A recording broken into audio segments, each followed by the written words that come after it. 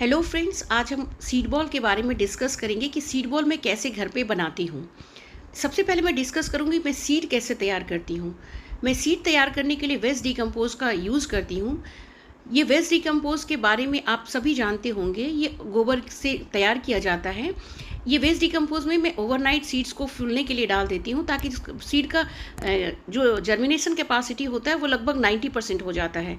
Normally ये 60 to 40% होता है, पर यदि मैं भिगो देती हूँ तो इसका जर्मिनेशन कैपेसिटी बढ़ जाता है। बता रही हूँ कि मैंने रात भर इसे भिगोया है, रात भर भिगो के छोड़ दिया। अब मैं इसके लिए इससे बॉल तैयार करूँगी। उसके लिए मैं क्या क्या ले रही हूँ वो मैं बता रही हूँ।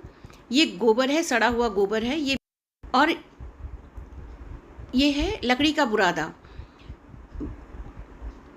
लकड़ी का बुरादा मैं मॉइस्चर कंटेंट के लिए डालती हूँ। ये मॉइस्चर सस्टेन करने का बहुत अच्छा काम करता है। लकड़ी, गोबर और मिट्टी के लगभग बराबर मात्रा में मिलाती हूँ सीड बॉल बनाने के लिए। और ये देखिए मैं दोनों को मिला दी सीड बॉल के लिए, गोबर और मिट्टी और जो लकड़ी का ही। ये मुल्तानी मिट्टी है, संभवतः हर घर में होता है। नॉर्मली हम जो गमले की मिट्टी लेते हैं उसमें बाइंडिंग कैपेसिटी कम होता है, तो बाइंडिंग कैपेसिटी को बढ़ाने के लिए जो घर में हम मुल्तानी मिट्टी फेस पैक के लिए रखते हैं, उस मुल्तानी मिट्टी को मैं पानी में फुला ली हूँ। बस थोड़ा सा क्वांटिटी दूंगी ताकि ये मेरे मिट्टी को, जो गमले की मिट्टी है, उसको बाइंड अच्छा से कर सके। ये देखिए बाइंडिंग कैपेसिटी मुल्तानी मिट्टी से बढ़ जाता है। अब इस मिट्टी में मैं थोड़ा सा वेस्ट डिकम्पोज जो मैंने जो फुलाया था जिस पानी में, मैं उसी पानी को इस मिट्टी में मिलाती हूँ। ये मिट्टी के कैपेसिटी को भी बढ़ाता है। ये ऑर्गेनिक डिकम्पोज के रूप में वेस्ट डिकम्पोज काम करता है। अब जो सीड को मैंने फुलाया है उस सीड में से मैं कुछ सीड ले लूँगी। ये देखिए ये अमलतास का सीड अभी इस मौसम में आपको हर जगह दिख जाएगा, और इस एक स्टिक में लगभग 50 से अधिक सीड निकल जाते हैं।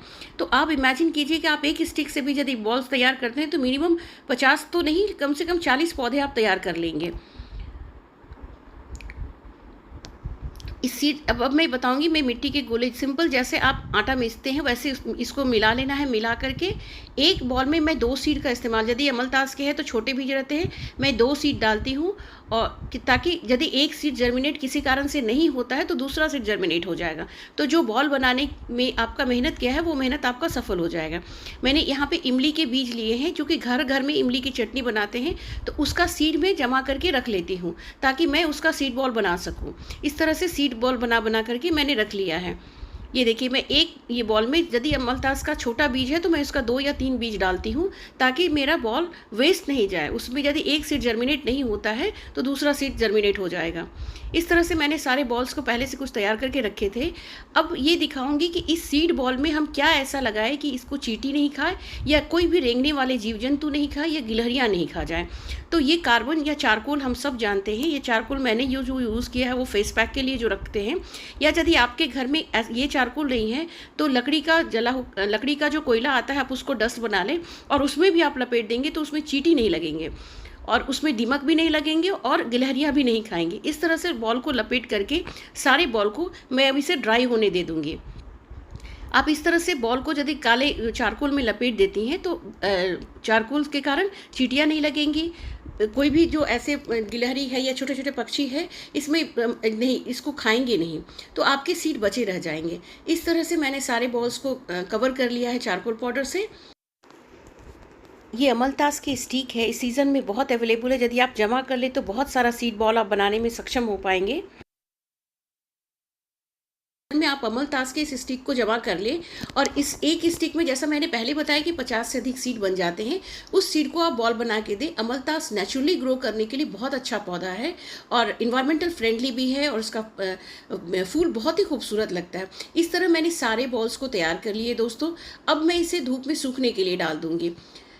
थोड़ी देर के बाद ये करीब, यदि पूरा धूप है तो आपको एक दिन में ये बॉल एकदम ड्राई हो जाता है। ये देखिए मेरे बॉल्स एकदम तैयार हैं, रेडी हैं जाने के लिए। और अब ये देखिए दोस्तों, ये बॉल्स हमारे सारे रेडी हो चुके हैं सूख करके।